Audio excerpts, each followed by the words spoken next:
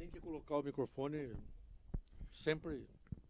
Boa noite, amigos do portal Nova 15, mais uma edição do Café com Dorfo para contar uma linda, antiga e bela história da nossa cultura local.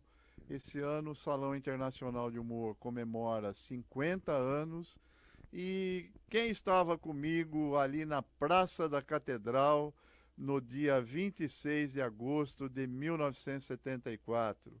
O amigo Faustinho, vulgo Fausto Guilherme Longo, nosso senador ítalo-brasileiro, deputado ítalo-brasileiro, né? Muitos anos trabalhando com o pessoal da Fiesp, sempre com seu coração MDBista, mas o coração piracicabano enorme. Seja bem-vindo, meu caro, para o nosso Café com o Dorfo. Bom, primeiro, obrigado ao pessoal da Nova 15, parabéns pelo trabalho que vocês fazem. Ter um café com Dorfinho, né, com a Dorfo, já é está aqui, né, presente num café com Dorfo já é um privilégio. Na Nova 15, mais ainda. Em Piracicaba, mais ainda. Então, realmente a gente nunca conseguiu se ausentar, né, do ponto do coração, da alma de Piracicaba. Então, a gente, embora esteja sempre longe de Piracicaba, a gente sempre está muito perto. Principalmente com os amigos que a gente tem, como é o caso do Adolfo Queiroz, né? Pois é, Fausto. Na véspera do primeiro salão, que foi feito na sede do antigo Banco Itaú, lá na Praça da Catedral, perto da radiodifusora, do lado dos bancos, do café do Balacine, né? Você pintou o painel, né? Pegou uma escada, subiu de terno na escada e pintou um painel lá com o quadro do Zélio, né? O personagem do Zélio, que foi o inspirador do nosso salão. E, meu caro, 50 anos se passaram. Quais são as lembranças, as memórias que você tem daquele dia e dos outros dias que chegam aí há 50 anos? Ó, primeiro, é um orgulho a gente ver um evento nascido em Piracicaba, inspirado por gente como Alceu Rigueto, Nardim, Serinha, Zé Maria, o Cecílio, o Adolfo, Carlinhos Colognese, Mário Lázaro dos Santos Filhos, Japão, o Matiaso, poxa vida, Barrichello, quer dizer, tanta gente que fez com que esse salão, Adilson Maluf, que era o prefeito, que colocou, quer dizer, permitiu que esses jovens, né, malucos conseguissem criar essa aventura chamada Salão de Humor de Piracicaba. Então, é uma alegria você ver um evento como esse se completar 50 anos, né? E 50 anos, não 50 anos de brincadeira, mas 50 anos de uma história realmente que contribuiu com a formação de um acervo que conta a história da humanidade nesses 50 anos, né? Então, a minha lembrança realmente era de quase crianças, né, empinando o papagaio e fazendo ao mesmo tempo acontecer o Salão de Humor de Piracicaba. Naquela época, Adolfo, a gente tinha agência de propaganda, né? Uma agência chamada Louca, mas não era de loucura, não. Era de Longo e Canasalva. E também tinha o Zé Mariano como sócio. E a gente tinha uma equipe de 11 pessoas que trabalhavam naquela época não existia computação, o desenho era feito à mão, Pestap, não existia a letra 7, quer dizer, tinha que compor as letras, mandar imprimir no linotipo, daí a gente tinha que montar, quer dizer, era um outro tempo, né, da propaganda brasileira, Piracicaba principalmente. Eu lembro que naquela época a gente tinha um relacionamento muito forte com o Alceu, que era um inspirador, era um jovem dinâmico, era o Oswald de Andrade de Piracicaba, né? E ele sempre convocava a gente para participar de todos os projetos que eram ligados à cultura, e a gente acompanhava a página Recados, que João Má fez, quer dizer, o Adolfo participava ativamente, e que era uma página que trazia um pouco o espírito do Pasquim para dentro de Piracicaba, né? faziam troças daquilo que acontecia na política local. E esse ambiente propiciou, entusiasmou o Luiz Antônio Fagundes, o Adilson Maluf, a que a gente conseguisse fazer o salão. E eles não tinham como montar o salão do ponto de vista físico. E aí foi que pediram a colaboração da nossa agência, da Louca, e os 11 funcionários, né? A Zé Arruda Mariano, Carlinhos, Armando Canazawa, Marisa Furlanes, quer dizer, uma infinidade de gente que eu não vou lembrar o nome agora. Ângelo Tegon, lembrei dele, depois virou publicitário, Gelinho, trabalhava com a gente na agência. Quer dizer, a gente tinha uma equipe bacana dentro da agência, e nós todos fomos para dentro do salão ajudar a montar os painéis, pintar lá o luminoso da frente, reproduzir os cartazes do Zélio, que eram desenhos, um desenho de humor. A gente tinha que transportar aquilo para a realidade da possibilidade de fazer um cartaz, imprimir e tudo mais. Então, nós nos dedicamos, vamos dizer assim, como colaboradores, né? Nós fomos, na verdade, os operários da montagem do primeiro salão. E aí também a gente acabou se entusiasmando com a ideia e participando, inclusive, com desenho, que eu lembro do Adolfo publicando o meu primeiro desenho dentro do jornal diário, né? Que era um Cristo Redentor fazendo xixi sobre a cidade e contando a história contando a história da nossa participação. Eu lembro que nesse primeiro salão participaram, acho que pouquíssimos piracicabanos, acho que era o Zé Mariano, o Serinha, o Rudinei Bassetti, Fausto, Canazawa, o Armando Canazawa, tudo com desenhos simples da nossa participação, tudo mais. Mas eu lembro muito bem a alegria, o entusiasmo da gente ver de perto, né, aqueles monstros sagrados que eram Milor, Zélio, Ziraldo, aquelas pessoas que foram... Eu lembro na mesa do almoço, na braceria, aqueles nomes que a gente só imaginava, que era difícil da gente poder imaginar que estariam na convivência, quer dizer, num convívio aqui em Piracicaba em torno de um projeto tão bonito como foi o Salão de Humor. A minha lembrança é muito positiva, viu, Adolfo? 50 anos se passaram, mas parece que foi ontem. Pois é, a Louca, moçada, funcionava na Rua 15, onde tem hoje aquele pequeno terminal de ônibus, onde está o Banco Santander hoje. Era um prédio de 2 ou 3 andares, né, Fausto? E ali funcionou, acho que uma das agências de publicidade pioneiras aqui em nossa cidade. Os registros dos autores que participaram, autores piracicabanos que participaram no primeiro salão, estão num livro que eu organizei lá com a prefeitura, chamado Pira Cartoon, né? A gente recolheu obras do Rudinei Bassetti, do Fausto, do Zé Mariano, do Armando Canazawa, do Serinha, né? Que o Serinha também gostava de rabiscar os seus personagens lá nos recados da vida, né? Eu acho que era esse o time a própria Marisa, eu acho que mandou um trabalho, né, Marisa Furlandes. Então a Louca teve, digamos, esse papel histórico de revelar, né, os artistas piracicabanos para o nosso salão. E aí o Fausto foi chegando e participou de júris e participou de comissões organizadoras e nos ajudou bastante aí nesses anos todos. E teve que ouvir o Cobrinha cantar Piracicaba na braceria, né? Pro Jaguar, pro Milor, pro Fortuna, pro Zélio, pro Ziraldo Passissa e tantos outros amigos que nós fomos fazendo e que ajudaram a viabilizar o salão, né, Fausto? Porque sem o Zélio, por exemplo, nós não teríamos conseguido avançar. O Zélio foi o cara, irmão do Ziraldo, que nos abriu, que nos levou ao Rio de Janeiro, abriu portas, né, para que o salão, o primeiro salão ocorresse. É verdade. Bom, o Zélio é um verdadeiro, quer dizer, ele é o padrinho, mas é o verdadeiro pai do salão, porque se não fosse o Zélio, realmente a gente não teria alcançado esse nível de importância que o salão ganhou no cenário mundial. E aqui em Piracicaba é o Ziraldo que é irmão do Zélio, né? Aqui o Zélio é mais importante que o Ziraldo.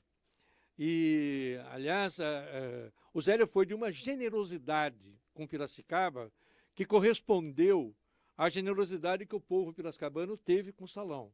Afinal das contas, a gente sabe que a organização do salão, transformar o salão naquilo que ele foi hoje, se deve ao empenho do contribuinte piracicabano que pagou essa conta. A Câmara Municipal que soube reconhecer o valor do salão. A sequência de prefeitos que sempre, nenhum prefeito deixou de dar valor, de valorizar esse tipo de arte, esse tipo de manifestação, vamos dizer assim, de expressão gráfica, que tinha um caráter político bastante sério, né?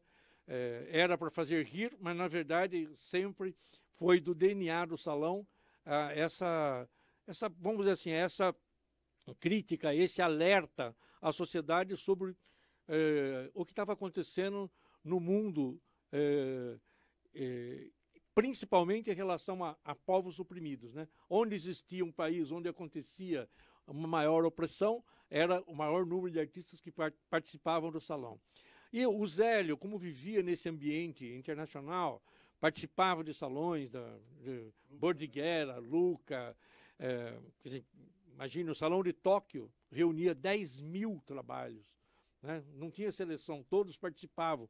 E o Zélio conhecia essa intrincada forma de montar, quer dizer, de entrar em contato com essa rede de cartunistas, de caricaturistas que se expressavam aonde era possível, porque em muitos países a gente não conseguia expressar a realidade. Mesmo aqui no Brasil, quando foi realizado o primeiro salão, os 10 primeiros, a gente ainda vivia num regime bastante fechado, e no eixo Rio-São Paulo praticamente era impossível os cartunistas expressarem a realidade daquilo que ocorria na política, no poder central, nos governos. E Piracicaba foi uma ilha de liberdade onde as pessoas puderam realmente colocar seu pensamento de forma gráfica e dar o seu recado, né, Adolfo?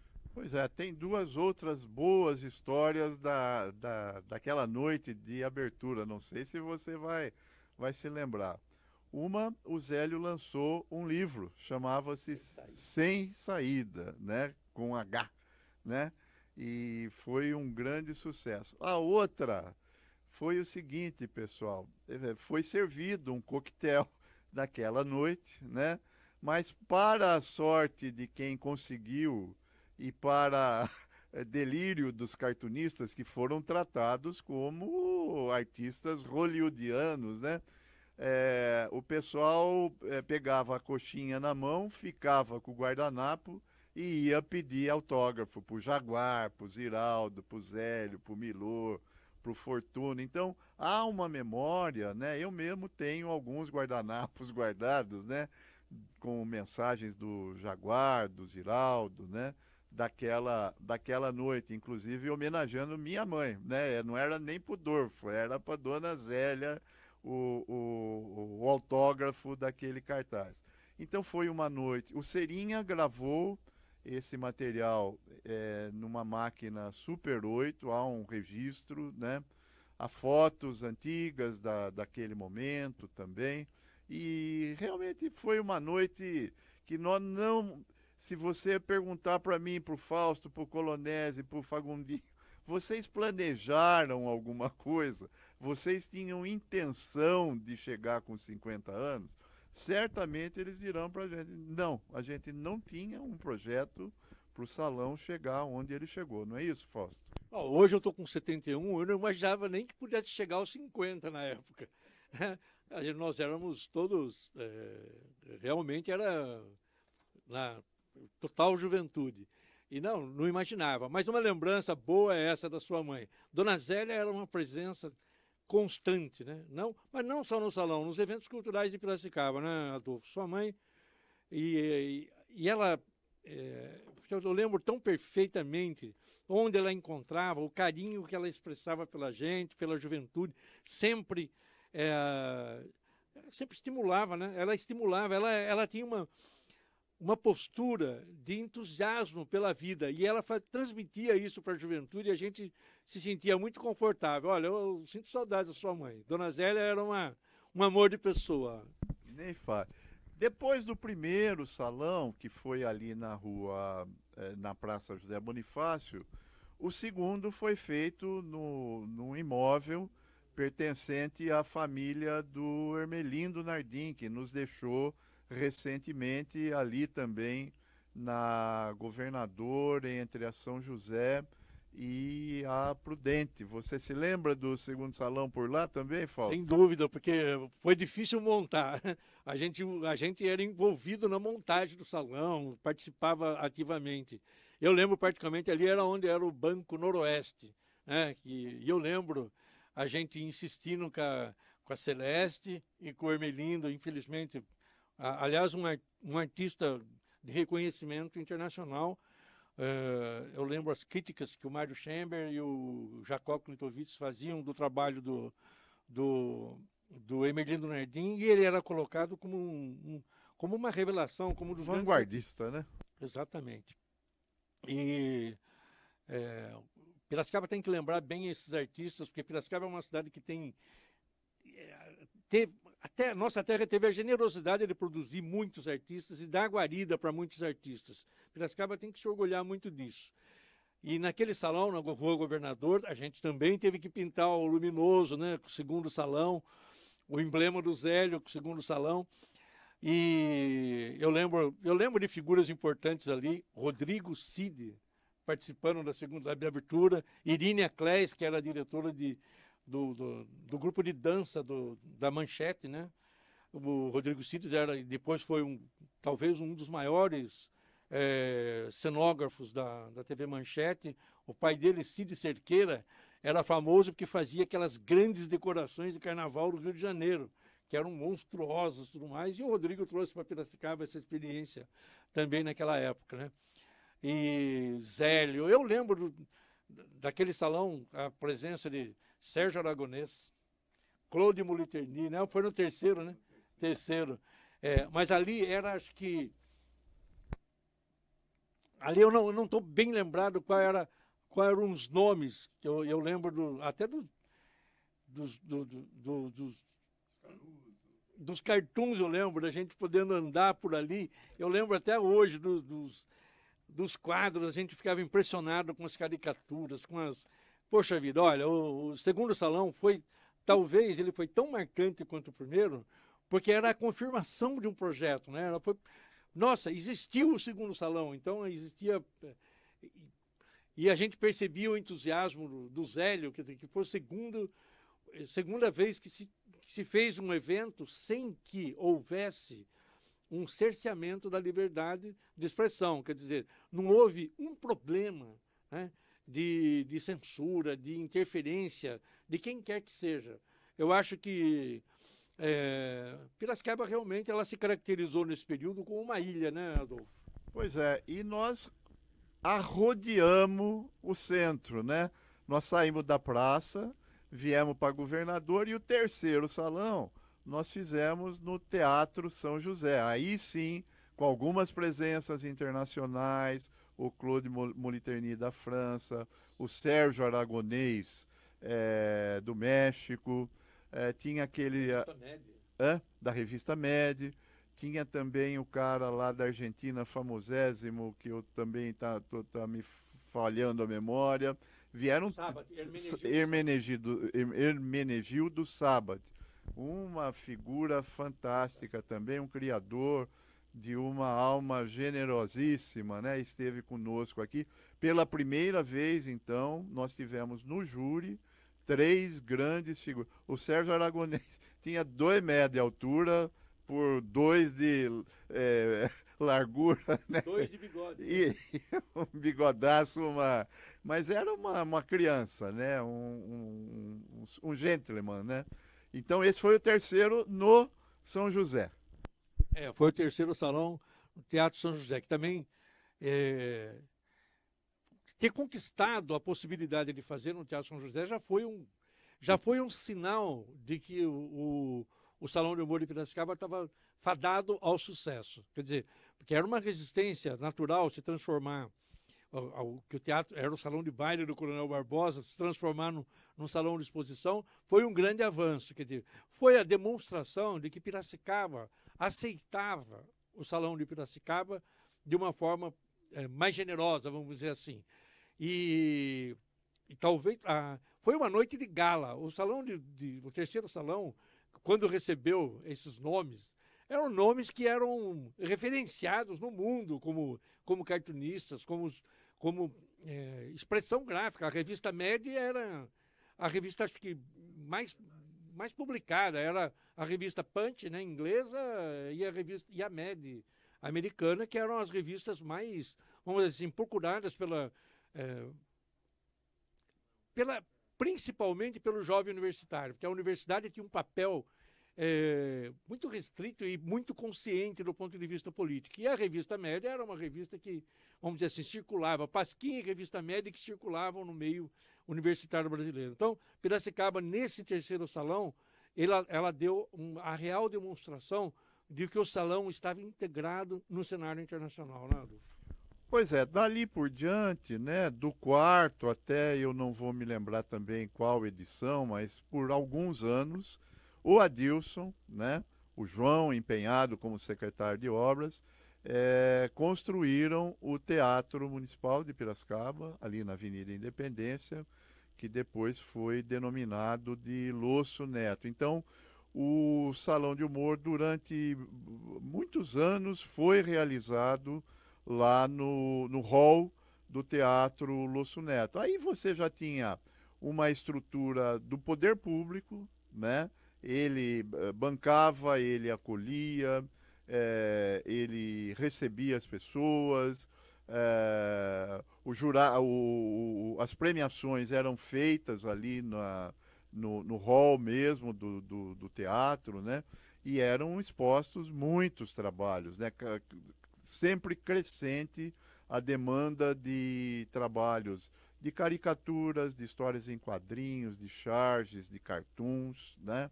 E sempre com a presença de figuras internacionais no nosso júri, né? A partir do terceiro salão, nunca mais os júris foram compostos apenas por brasileiros, né? Então tem essa fase romântica, bonita também, do salão no Teatro Lôcio Neto, né, Fausto?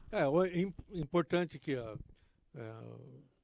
realmente, né, o Adilson e o João, o esforço dos dois, do Alceu Marosa Rigueto, para finalizar a obra iniciada por Luciano Guidotti, né, aquele maravilhoso teatro que em forma de um piano de cauda, né, aberto, projeto lindíssimo. A gente passa e as pessoas não percebem muito que aquela forma maravilhosa que tem é um exemplo de arquitetura. É belo aquele teatro. E o João e o Adilson acertaram em contribuir. Eu lembro do esforço do Alceu, tivemos que tirar o posto do elevador, né, o posto do elevador, para poder viabilizar, baratear a obra, mas ficou um teatro maravilhoso, que poucas cidades do interior tinham um teatro como o nosso. E realmente o Adolfo lembrou que o nome foi dado em homenagem ao Lôcio. E aproveitando de falar em Lôcio, falar que o Salão de Humor de Piracicaba chegou onde chegou, o apoio que teve da imprensa piracicabana e da imprensa, a imprensa de modo geral, mas a imprensa piracicabana teve um papel em cada salão muito importante, porque a própria mídia, ela dava uma importância, às vezes até mais do que aquilo que a gente imaginava em termos de apoio. Eram páginas e páginas, reportagens, manchetes, que falavam desde quando desde quando abria inscrições até na finalização do salão, a gente tinha o acompanhamento de reportagens da rádio, da mídia impressa, da TV Campinas, que sempre ajudou, né? A Globo sempre ajudou, a Folha de São Paulo, que ajudava a divulgar. Nesse momento já entrou apoio importante do Mindlin como secretário da Cultura do Estado, do Max Pfeffer como secretário de Estado, pessoas que perceberam a importância que o salão tinha e alguns até sonhavam em levar o salão para São Paulo e tudo mais, e essas pessoas demonstravam a importância de que ele permanecesse no local onde ele nasceu, que Piracicaba era o berço e era importante preservar esse DNA, vamos dizer assim, o caráter de liberdade que a expressão gráfica ganhava aqui em Piracicaba. Então, olha, eu agradeço, né, aquilo que a mídia de Piracicaba fez pelo salão. Ela fez com que a cidade compreendesse a importância de receber 200, 300, 400, chegar até 4.000 trabalhos vindos até de 65 países do mundo. Quer dizer, isso é uma coisa que realmente a gente deve enaltecer o papel que os jornalistas, os proprietários dos jornais, inclusive, deram essa contribuição para que o salão se tornasse aquilo que é hoje. Pois é, e essa era uma época, né? Nós estamos longe de sonhar com internet. Os trabalhos vinham pelos correios, né? Muitos trabalhos vindo de países distantes chegavam após a seleção e o pessoal tinha o cuidado, o respeito de guardar esses trabalhos para o salão do ano seguinte, né? Mandava depois uma carta para a pessoa, essa coisa toda, né? Mas o salão se consolida, né, Fausto, quando ele vem para o Engenho Central. Hoje já são aí, eu estou imaginando, em torno de uns 30 anos, né, que o salão está lá no Engenho Central, no Barracão 14, sempre iluminando, provocando o pensamento das pessoas, né, com as suas mensagens mordazes, né, em favor ou contra determinados temas políticos, especialmente. A política sempre foi um eixo dominante, né, dentro do salão, mas parece que ele ganhou uma vida mais estável estando lá no Engenho nesses últimos anos. É a sua interpretação também, Fausto? Sem dúvida, né? Quando o salão vamos dizer, se tornou maduro e ganhou um espaço definitivo, um espaço dele, né? Porque o Engenho Central, o Engenho, além de ter uma vocação natural para vamos dizer assim, para encampar as expressões, as manifestações culturais de Piracicaba, não só culturais, musicais, folclóricas, enfim, o Engenho está no centro da cidade. Poucas cidades do mundo têm um rio com salto como o nosso. Agora, pouquíssimas cidades têm esse privilégio de ter, além do salto do rio, você ter um engenho, uma obra arquitetônica, uma obra de engenharia daquele porte disponível, quer dizer, sem exploração imobiliária, disponível para que o povo possa exercer as suas manifestações. Quando o salão ganha um espaço definitivo no Engenho, realmente ele se consolida para a eternidade. Eu quero estar aqui nos 100 anos do salão. Estão 50, eu quero estar aqui no de 100 anos. No de 150, quem sabe a gente consegue chegar, né, Adolfo? Mas uma coisa que eu gostaria de lembrar, Adolfo, é a seriedade com que o júri, o respeito, o carinho, a seriedade com que o júri, os membros do júri, acatam o convite de Piracicaba para virem participar do salão. E, principalmente, a dedicação que eles têm com a análise, a avaliação dos trabalhos que vêm para cá. Os artistas do mundo inteiro, eles são respeitados aqui em Piracicaba. Respeitados pela qualidade técnica, pela qualidade gráfica, pela qualidade das ideias, pela forma de expressar as suas ideias. E esse respeito acabou levando o nome de Piracicaba muito além da fronteira, muito além daquilo que a gente imaginava. Mais do que isso, acabou fazendo com que diversos países e diversas cidades se espelhassem em Piracicaba e criassem seus próprios salões.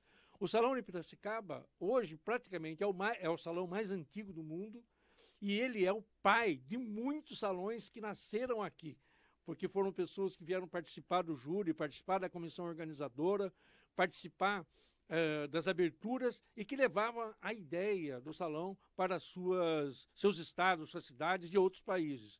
E assim, hoje a gente tem mais de 100 salões no mundo que nasceram depois do Salão de Piracicaba e certamente estimulados por esse salão. Isso é mais um agradecimento que o povo de Piracicaba merece.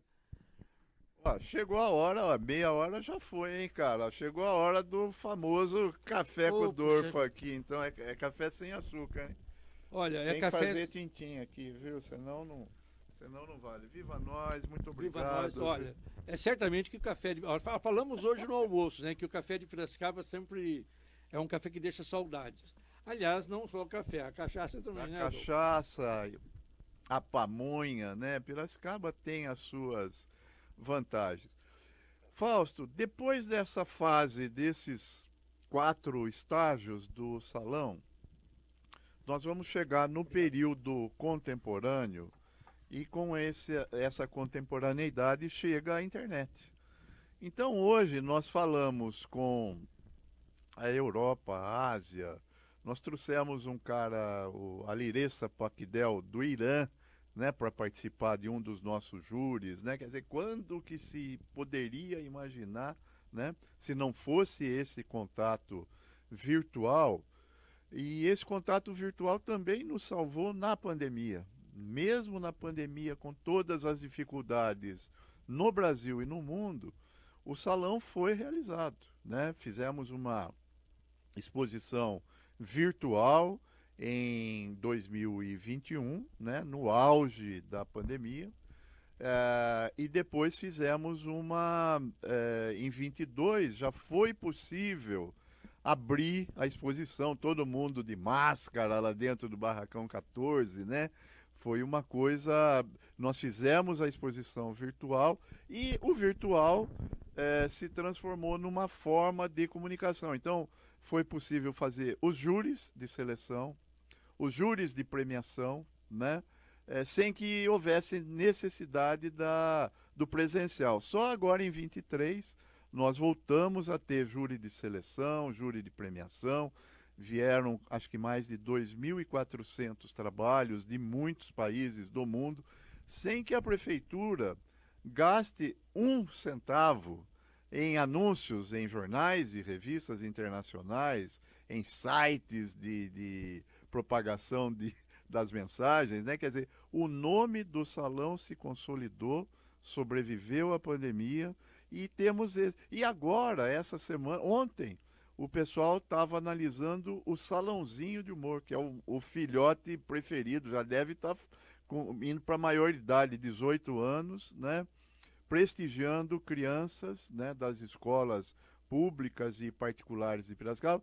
O salãozão teve 2.500, 2.600 trabalhos, o salãozinho teve 1.400, Fausto. Mais de 50 escolas da cidade, da região, fazendo com que os seus alunos também tenham a percepção teórica do que é uma charge, um cartoon, uma história em quadrinho, uma caricatura, uma escultura, né? A escultura também é um elemento novo dentro do nosso cardápio, né? E essa coisa é interessante para o público perceber o seguinte: a prefeitura de Piracicaba não gasta 1 centavo com a divulgação do salão, né? Nós já tivemos grandes parcerias com a Folha, com a Rede Globo, essa coisa toda, né? O R7 lá, canal da Record, TV Cultura, né? Já tivemos muitas matérias nesse sentido, mas não há 1 centavo de dinheiro público para essa divulgação. E hoje a internet nos levou para o mundo inteiro aí a custo zero, Fausto. Sem dúvida. Quer dizer, o salão acompanhou a internet, né? Conseguiu se modernizar, conseguiu acompanhar a evolução e mesmo o trabalho do artista, porque antigamente a ferramenta era o papel e a caneta, o lápis, o grafite, a borracha, mais nada. E hoje a gente sabe que o instrumento, o principal instrumento do artista é a computação gráfica, e daqui a pouco vai entrar a inteligência artificial, para ajudar a definir Temos 1.420 trabalhos, né? 21º salãozinho, né? Então já está na maioridade, olha lá, maioridade. Então, você imagina que esse salãozinho, na realidade, na realidade, ele se transforma no berçário de grandes artistas. Quer dizer, Piracicaba já está, graças ao Salão de Humor de Piracicaba, ela já tem incentivado e tem sido, na verdade, vamos dizer assim, esse berçário, né? Um berçário de novos artistas que estão indo para o mercado e acontecendo, né?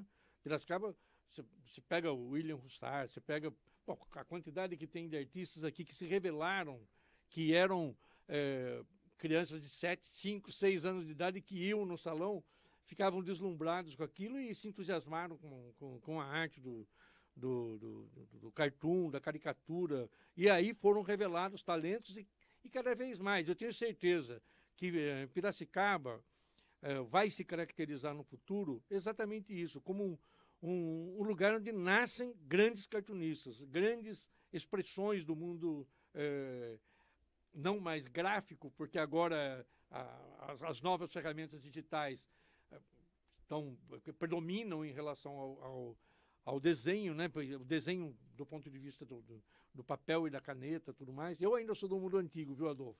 Eu ainda tenho que desenhar com as canetinhas. Não consegui entrar no mundo da produção digital. Mas eu pego, você imagina artistas, por exemplo, como Fernandes, né? Que quando eu era moleque, criança, vinha para Piracicaba. Eu vejo tantos artistas que vinham aqui para Piracicaba com 12, 13 anos, acompanhados dos pais que imploravam para os pais trazer para conhecer o salão. E que hoje, aos 40, 50 anos, são grandes artistas que publicam na mídia brasileira, internacional, e ganham prêmios em diversos salões do mundo. Eu acho que o Brasil é um dos países mais premiados em termos de cartoon dos grandes salões. Enfim, a semente que o povo de Piracicaba proporciona nesse campo é inacreditável. É inacreditável. Eu espero que a gente realmente continue esse processo. Eu queria ver, por exemplo, as ruas de Piracicaba, em cada rua, em cada esquina, o Adolfo vai chegar fazer um projeto de lei nesse sentido ainda. Para que a gente tenha, por exemplo, Prudente de Moraes. Por que a rua Prudente de Moraes não tem na placa uma caricatura feita por um piracicabano do Prudente de Moraes? E Alfério José Caetano, quer dizer, as ruas de Piracicaba podiam ter o diferencial de ter a caricatura como seu meio de expressão. Seria uma coisa diferenciada, uma coisa que atrai gente do ponto de vista de curiosidade, mas mais do que isso, reaviva no povo o interesse por essas personalidades que fizeram a nossa história, né, Adolfo? Pois nós temos ainda muitas ideias, muitas sugestões, né? Quer dizer, com o tempo vai passando e as ideias vão amadurecendo, né? Como uma ideia que está aí, vai, não vai, que é o nosso Museu do Salão do Humor, o Museu do Riso, né? Que já frequentou diversos estágios.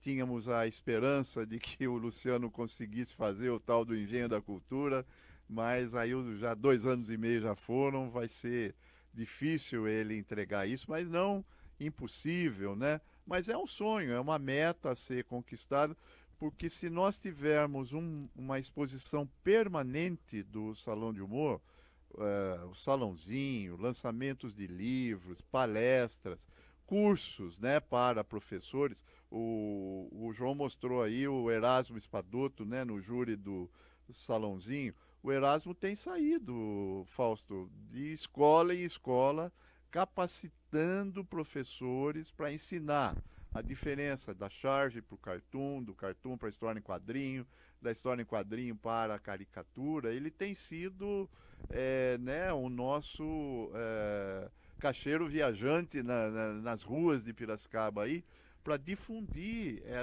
esse tipo de arte.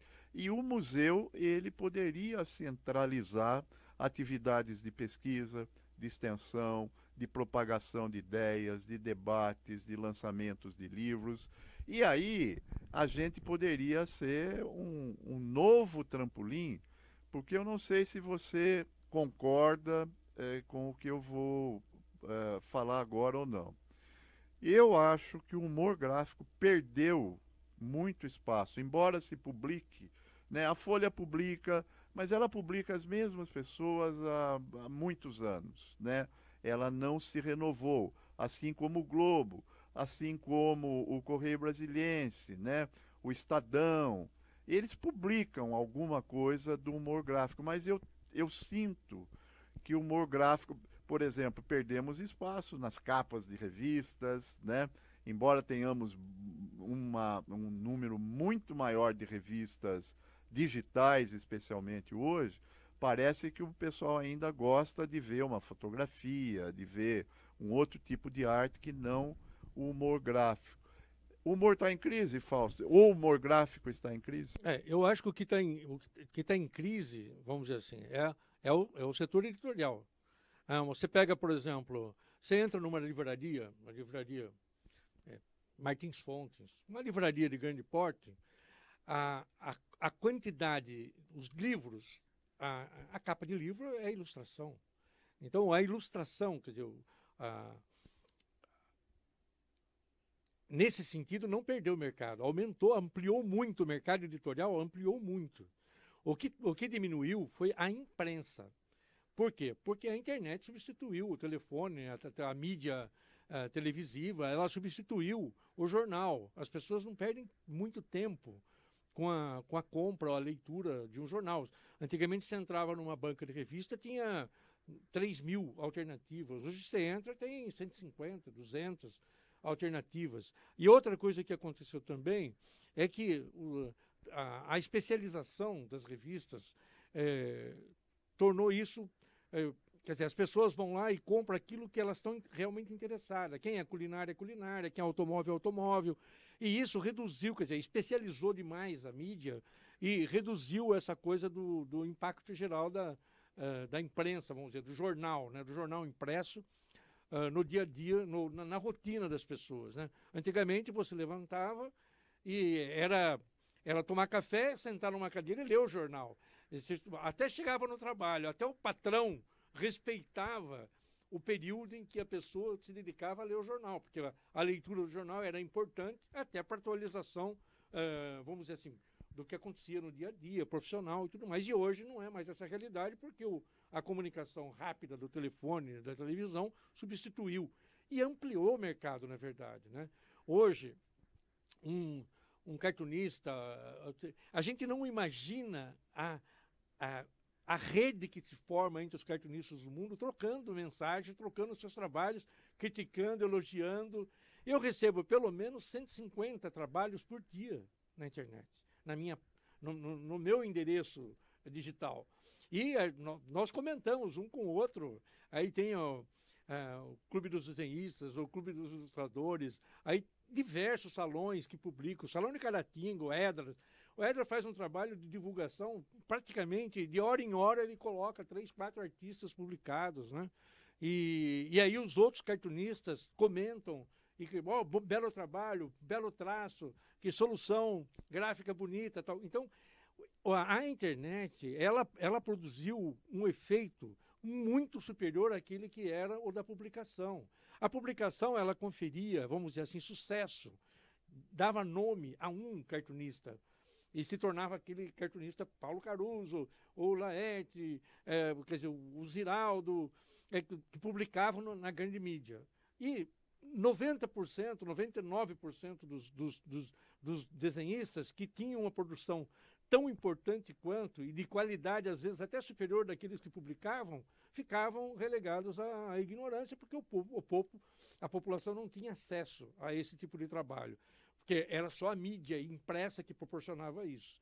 Depois, com o advento da internet, isso se democratizou. Hoje existe um universo. A produção eu acho que ela é infinitamente maior daquilo que era. E hoje a gente reconhece nomes em termos de arte, a gente reconhece o traço de desenhistas pela internet que a gente jamais imaginava, né? Pois é, você falou aí da prata da casa, né? E eu estou me lembrando aqui, com o falecimento do Paulo Caruso, está assumindo o lugar dele na Roda Viva, né? O são pedrense Luciano Veronese. E nós temos aqui o Rafael de la Torre, nosso grande artista da área de história em quadrinhos, de ilustração, né? Ele foi indicado esse ano para o prêmio Will Eisner, né, autor do Fantasma, que é o Oscar dos quadrinhos lá nos Estados Unidos. Então, você vê, você falou dos meninos de 12, 13 anos que vinham aqui, hoje esses meninos quase cinquentões, né, estão levando a história do salão para muito além das barrancas do Rio Piracicaba, né, Fausto? Veja aí, né? O que eu sempre falei, né? Às vezes as pessoas, eu na Itália, experiência, aonde ia, né? Porque era obrigado a circular aí pelos 10 países da América do Sul. E como é conhecido o nome de Piracicaba em função do Salão de Humor. É inacreditável. Então, eu costumo dizer que a alma piracicabana é sem limites, porque ela desconhece fronteiras. Mas o salão fez isso se multiplicar inúmeras vezes. E o piracicabano tem que ter certeza. Aonde for, em qualquer canto. Não, o planeta não tem canto, porque é redondo. Mas em qualquer lugar que você for. Há quem discorde. Há quem discorde. Mas onde você for. Uma vez eu tive uma reunião na Itália e nós recebemos um grupo egípcio. E entre os egípcios tinha um deles chamado Tal Hamada. E ele veio e falou assim para mim, olha, eu acompanho você como senador aqui na Itália, lá no Egito, aqui na Itália. Mas uma coisa que eu sei é que você é de Piracicaba, da terra do Salão de Humor. Quer dizer, o Tal não é desenhista, não é cartunista, ele é ligado na internet, ele acompanha a história do mundo. E ele sabia das histórias do Salão de Humor de Piracicaba, uma coisa inacreditável. Então isso tem um valor, um peso, né?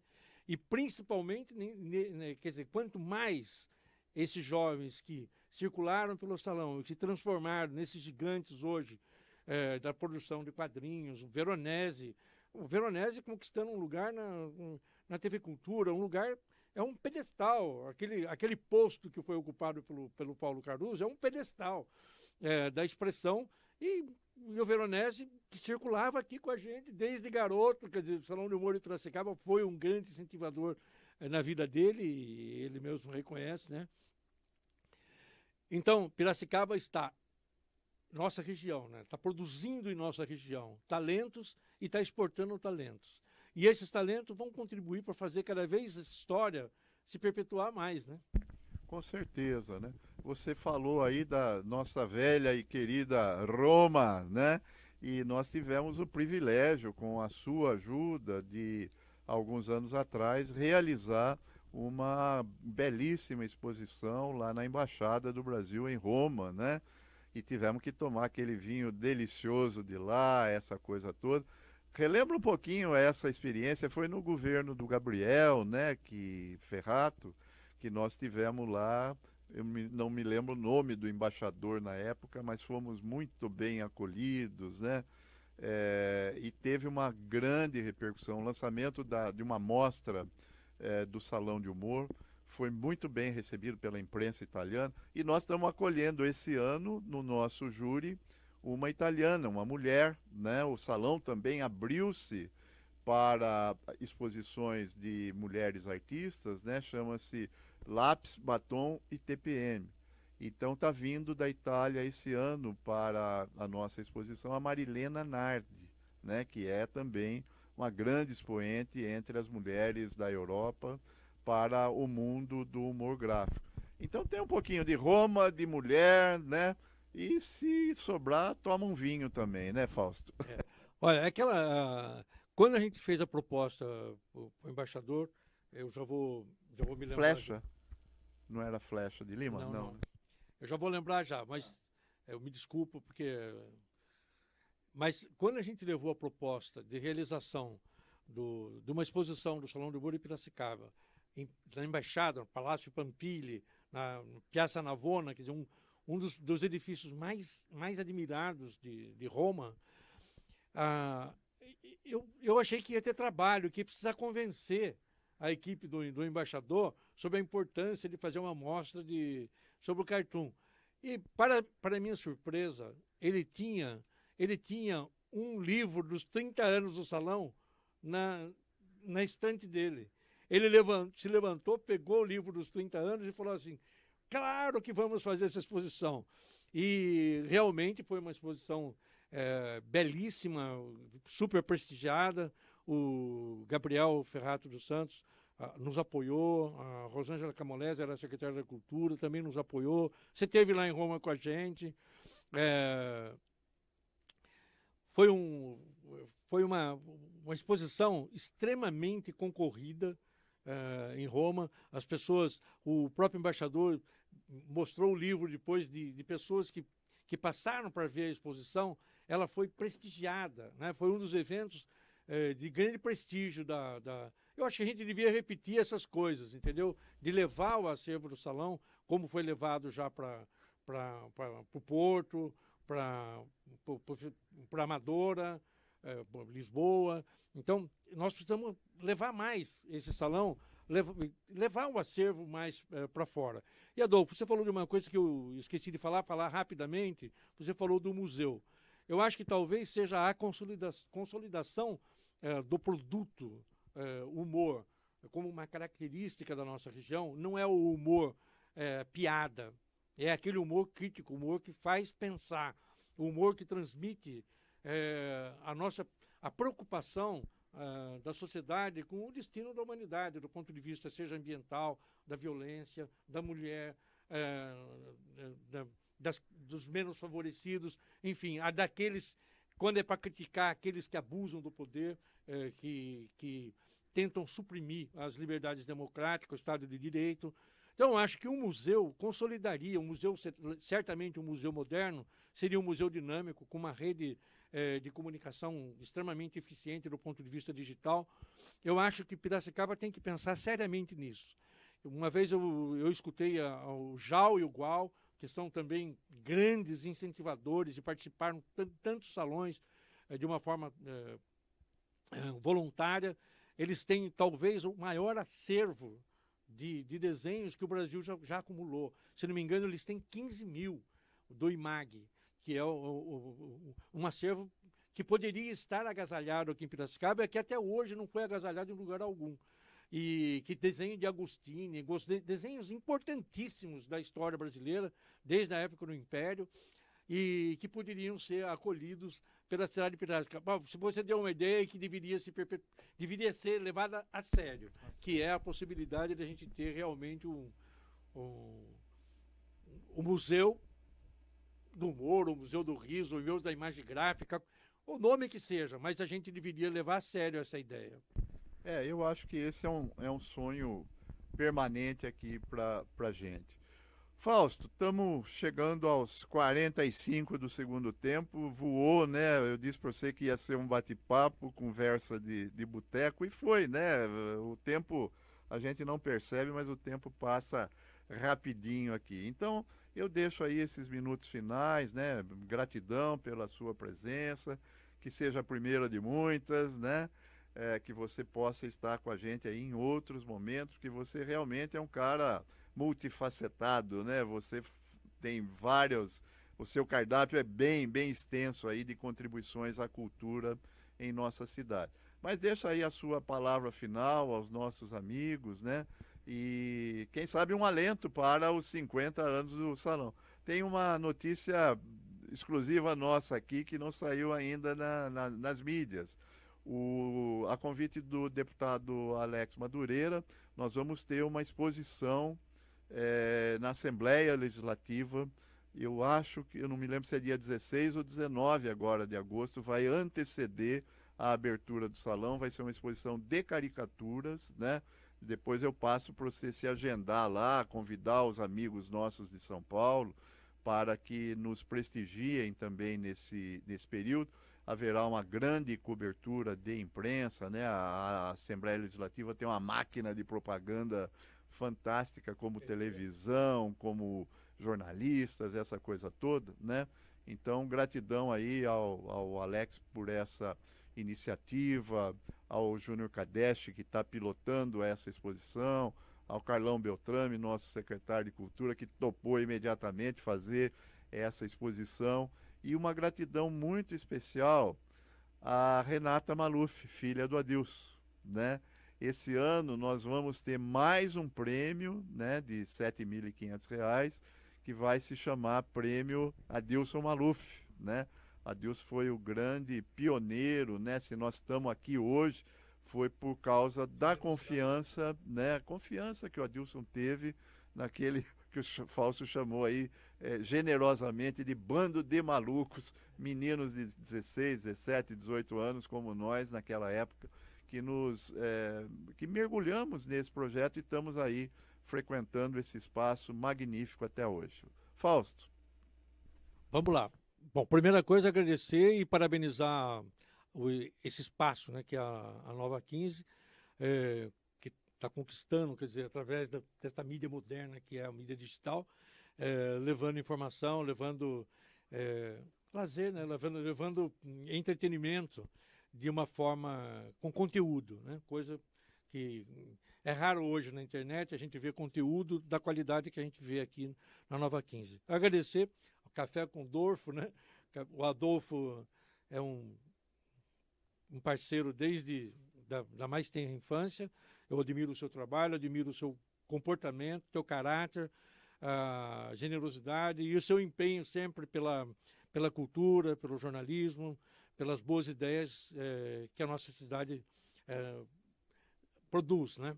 E o Adolfo sempre foi um incentivador, sempre foi uma pessoa aberta às novas ideias, e eu admiro esse teu comportamento, cada vez mais raro hoje, e você carrega isso consigo. Agradecer a oportunidade de a gente falar um pouquinho sobre o Salão do Humor de Piracicaba, me colocar novamente à disposição. Tenho certeza que se precisar pintar um novo luminoso, eu vou estar à disposição. Não sei se eu consigo subir a escada, mas certamente com a ajuda do Adolfo a gente consegue fazer um novo luminoso. Abraço a todos, vamos em frente. Obrigado, Fausto, obrigado aos amigos que nos assistiram nessa noite, né? Abençoada, iluminada, porque realmente o Fausto é uma metralhadora de ideias, né? E de memória também. Foi uma hora, passou rapidão, foi muito gostosa. Muito obrigado e até a próxima quinta-feira com novas ideias, novos debates e sugestões aqui no Café com o Dorfo. Até lá! Pessoal, trazendo a nossa agenda cultural semanal para vocês, com destaque para o nosso Salão Internacional de Humor de Piracicaba, que está completando 50 anos. Parabéns, Piracicaba! No Teatro Eutíades de Campos, a cerimônia de abertura e premiação do 50º Salão Internacional de Humor de Piracicaba acontece no sábado, dia 26, às 19 horas. Os ingressos são gratuitos e a retirada de ingresso 1 hora de antecedência na bilheteria do teatro. No Largo dos Pescadores, esse final de semana, está recebendo a primeira festa da coxinha e do chopp de Piracicaba, de quinta até domingo, com mais de 30 sabores de coxinha e 10 tipos de chopp e muita atração musical. Na quinta-feira temos o Samba da Aninha, na sexta, Ulisses e Nando, no sábado, Sandra Rodrigues e Banda, e no domingo tem o Trio Pira e Sambaí. No Teatro Municipal Dr. Losso Neto, ainda acontece o 68º Salão de Belas Artes, lá no Hall do Teatro, até o dia 10 de setembro, de terça a sexta-feira, das 9 às 17 horas, e aos sábados, domingos e feriados, das 10 às 16. É gratuito. Casa do Povoador também continua com a exposição de selos temáticos, o Piracelos, até dia 30 de agosto. Ainda tem uma semaninha para vocês irem visitar. Biblioteca Municipal tem a exibição de filme do Inhocine, que se chama Mostra, Cinema Instantâneo. Na sexta-feira, às 19 horas, e é gratuito. No Teatro Municipal Dr. Losso Neto, tem a peça O Primo da Califórnia, lá na sala Carlos Drummond de Andrade, que é a sala 2. Na sexta e no sábado, às 20 horas. Ingressos na bilheteria do teatro. A classificação é de 12 anos. O Adriano Genipapo, que é o primo da Califórnia, é um jovem músico desafortunado que não consegue realizar-se na carreira, mas enriquece da noite para o dia, graças a uma brincadeira mentirosa de seus amigos. No Sesc, nós temos o show Cissa Moreira, que será apresentado na sexta-feira, às 20 horas. Ela vai apresentar o show Conflitos. É um álbum de rock que traz diferentes estilos dentro desse universo, alcançando diversos públicos, lá no Teatro do Sesc.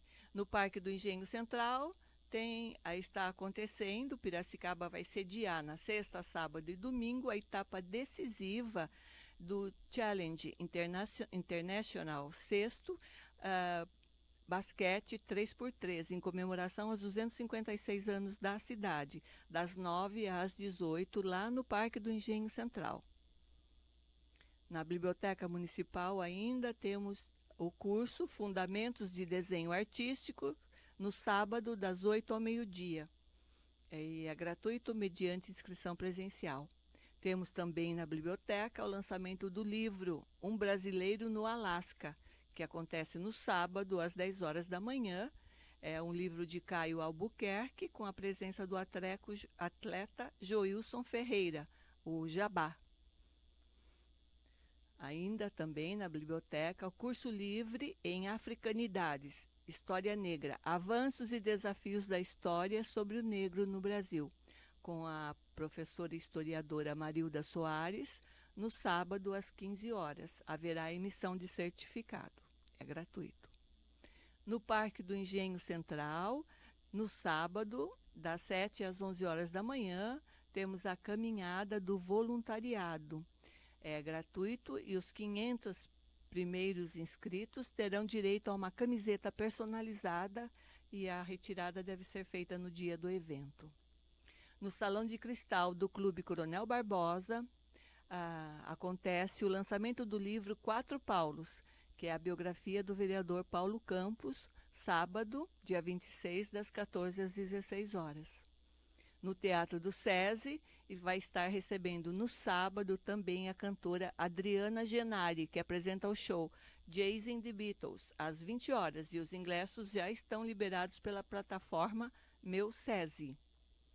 Na Estação Experimental de Tupi, no sábado, está acontecendo um espetáculo de dança junto à natureza, que se chama Dança no Horto, às 9 horas da manhã. A Prefeitura estará disponibilizando o ônibus gratuito com saída do terminal central da plataforma B03 às 8 horas e 10 minutos. No SESC, nós temos o Circo, a espetacular Volta ao Mundo, da Companhia Bela Dona. Belinha e Quilômetro são dois palhaços charmosos e divertidos que afirmam ter dado a volta ao mundo em uma aventura incrível. No sábado, no Teatro do Sesc, às 16 horas, e é grátis para crianças até 12 anos. No Parque Lúdico do Sesc, integrando o projeto Agosto Indígena, neste domingo, às 15h30, no Parque Lúdico, estarão recebendo, aliás, o Oderie, é um artista multimídia de etnia charrua, não binário, que funde sua música futurista e indígena contemporânea às interpretações sensíveis e ancestralidades afro-brasileiras. No Teatro Municipal Dr. Losso Neto, temos o Circo dos Objetos, no domingo, com sessão às 15 e às 17 horas, na sala Carlos Drummond de Andrade, na sala 2. É da companhia Marisa Basso, Formas Animadas. Sons, cores e movimentos se fundem e, de repente, de um guarda-chuva, temos a lona. A alegria do circo está no ar, nas formas e no ritmo dos mais variados objetos. A entrada é gratuita. Reconhecendo Piracicaba, Piracicaba, a rota indígena. Você sabia que entre 1500 e 4000 anos atrás, a cidade de Piracicaba foi um lugar de grande encontro de povos indígenas, deixando sua presença em marcas arqueológicas em diversos lugares da cidade? Dia 27, domingo, das 10 às 11h30, haverá esse passeio e reconhecimento. A saída vai ser do estacionamento do SESC, grátis, e não é recomendado para menores de 10 anos. No Parque do Engenho Central, temos o famoso Bem-vindo ao Engenho, que acontece todo domingo, das 10 às 12 horas, próximo à Passarela Pêncil, e é gratuito. O Museu Prudente de Moraes tem um curso que se chama Elaboração de Projetos Culturais da Prefeitura de Piracicaba, em parceria com o SENAC, até o dia 5 de outubro. As aulas ocorrerão às terças e quintas-feiras, das 18h30 às 22h30, no auditório do Museu Prudente de Moraes. As inscrições são gratuitas e devem ser feitas presencialmente no próprio museu. Desejo a todos um bom final de semana, com bastante atividades.